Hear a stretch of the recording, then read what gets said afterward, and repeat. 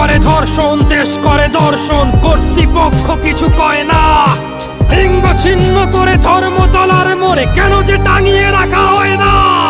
সাধারণ জনগণ করছে আন্দোলন, এমন সাজা কি হতে পারে না?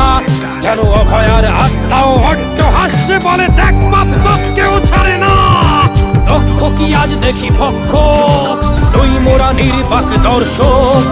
উঠবে সমাজ জুড়ে প্রতিবাদী চর্চায়, জাস্টিস ফর আরজি কর। কিসের স্বাধীন মিথ্যার অধীন দেশে সত্য ঢেকে যায়?